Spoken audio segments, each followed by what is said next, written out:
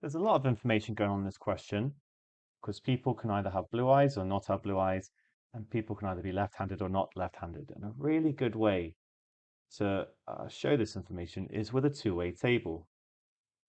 So we've got blue and not blue along here. We can also total it up, and then left-handed and right-handed, which we can also total up. So I'm going to say that the number of left-handed people, I don't know what it is L, and the number of right-handed people is R. And then the way I decided to do this question was to say that the total number of people is 100, like as in 100%, 100% of the people. So you can imagine I'm working with percentages throughout, but I'm not actually going to write down percent. This gives us an equation that L plus R is equal to 100. Okay, next up then, 1/5 of the students have blue eyes. So that means 1/5 of 100% or 20% or just 20 here have blue eyes.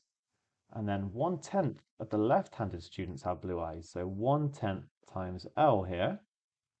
And 1/4 of the right-handed students have blue eyes. So 1/4 R. And we can actually construct another equation. 1/10 times L plus 1/4 times R is equal to 20. We can move away from the two-way table now. We've actually got simultaneous equations. So the first thing I'm going to do is sort out this one with the fractions. It's not really very nice. I'm going to times by the lowest common multiple of 10 and 4, which is actually 20.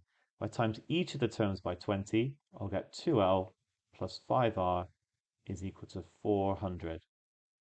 And remember, we've got L plus R is 100.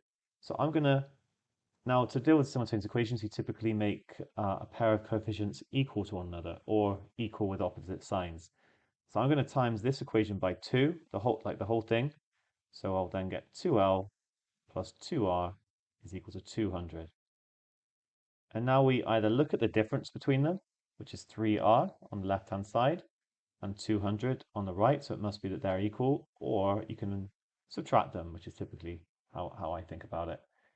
That means R is equal to, R is equal to 200 over 3. And then L, we just need to do 100 minus that, which is 300 over 3 minus 200 over 3 is going to be 100 over 3. So we've managed to work out as a percentage what these things are. 100 over 3%, it's actually 33.3%, and 200 over 3, which is 66.6 recurring percent. So the other one was 33.3 recurring percent. I'm not sure if I said that. So what fraction of the students are left-handed? Well, it's actually going to be our 100 over 3 divided by our total number of students, which simply becomes a third. We kind of already talked about that as the percentage being 33.3 recurring percent, but there's a little calculation using fractions. So that is our answer A. Okay, well done on your efforts on this question and on the whole challenge.